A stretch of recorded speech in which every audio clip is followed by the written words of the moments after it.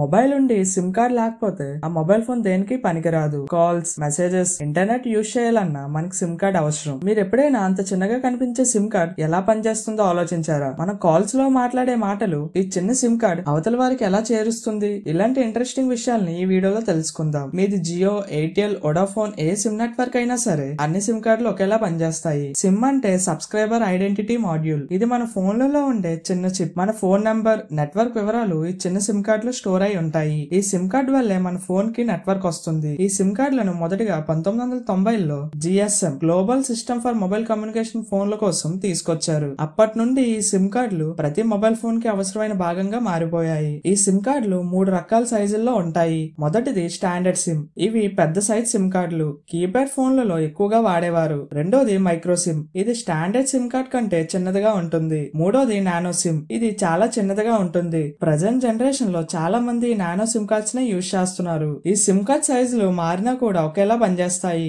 కానీ జనరేషన్ బట్టి SIM card సైజులు మారుతూ వస్తున్నాయి. ఈ సిమ్ కార్డుల పని నెట్వర్క్ ని మన మొబైల్ ఫోన్ కి కనెక్ట్ చేయడమే. ఇప్పుడు సిమ్ కార్డ్ లోపల ఏముంటుందో తెలుసుకుందాం. సిమ్ కార్డ్ లో ఒక చిన్న మైక్రోచిప్ ఉంటుంది. ఈ మైక్రోచిప్ లో మొబైల్ సిగ్నల్ టవర్స్ కి కనెక్ట్ అవడానికి ముఖ్యమైన సమాచారం ఉంటుంది. ఈ సిమ్ కార్డ్ లో IMSI అనే నంబర్ ఉంటుంది. అంటే ఇంటర్నేషనల్ మొబైల్ సబ్స్క్రైబర్ ఐడెంటిటీ. ఈ IMSI నంబర్ ఏ రెండు సిమ్ లకు ఒకేలా ఉండదు. మన ఆధార్ కార్డ్ నంబర్ లాగా ప్రతి సిమ్ కార్డ్ కి డిఫరెంట్ IMSI నంబర్ ఉంటుంది. ఈ IMSI నంబర్ ద్వారా మీరు ఏ సిమ్ కార్డ్ వాడుతున్నారో లైక్ జియో, ఎయిర్టెల్, VI ఆ నెట్వర్క్ సిగ్నల్ టవర్స్ కి తెలుస్తాయి. తర్వాత అథెంటికేషన్ కి లేదా KI ఉంటుంది. అంటే మన ఫోన్ నెట్వర్క్ కి కనెక్ట్ అయినప్పుడు మీరు ఎవరు, ఏ మొబైల్ యూజ్ చేస్తున్నారు ఇలాంటి ఇన్ఫర్మేషన్ ని ఈ అథెంటికేషన్ కి చెక్ చేస్తుంది. కొన్నిసార్లు మీ సిమ్ కార్డ్స్ లో మీ కాంటాక్ట్స్ మరియు మెసేజెస్ కూడా స్టోర్ అయి ఉంటాయి. కానీ సిమ్ కార్డ్ అనేది కేవలం ఇన్ఫర్మేషన్ ని స్టోర్ చేసుకోవడానికే కాదు, మీరు ఒక నెట్వర్క్ ని యూజ్ చేస్తున్నారని తెలియజేస్తుంది. మొబైల్ ఫోన్ ఆన్ చేసిన వెంటనే అందులో ఉన్న సిమ్ కార్డ్ తన ప్రత్యేక IMSI నంబర్ ద్వారా నెట్వర్క్ కి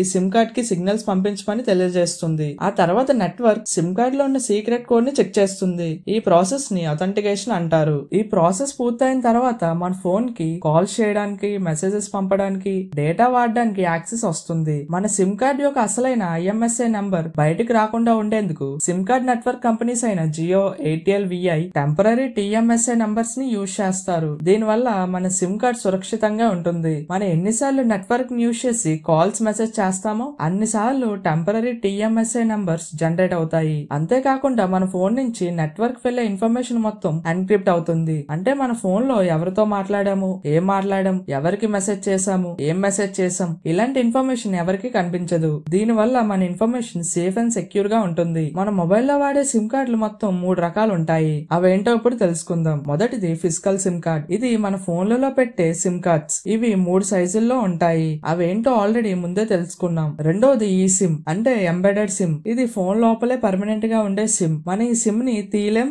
అలాగే కొత్త సిమ్ ని కూడా పెట్టలేం. ఈ సిమ్ ఒకసారి మొబైల్ నెట్వర్క్ కి కనెక్ట్ అయిపోతే అది సాఫ్ట్వేర్ ద్వారా పనిచేస్తుంది. ఈ సిమ్ లను స్మార్ట్ వాచ్లు, టాబ్లెట్స్ లో ఎక్కువగా వాడుతున్నారు. మూడవది ఐసిమ్ అంటే ఇంటిగ్రేటెడ్ సిమ్ అని అర్థం. ఈ సిమ్ లను మోడర్న్ టెక్నాలజీతో తయారు చేశారు. ఐసిమ్ లో కార్డ్ గానీ, చిప్ గానీ ఇలాంటివి ఉండవు. ఫోన్ ప్రాసెసర్ లోపలే ఈ ఐసిమ్ ఇంటిగ్రేట్ అయిపోతుంది. ఈ టెక్నాలజీ వల్ల ఇక ముందు ఫిజికల్ సిమ్ కార్డ్స్ ఉండకపోవచ్చు. భవిష్యత్తులో ఈ టెక్నాలజీని ఎక్కువగా వాడే అవకాశం ఉంటుంది.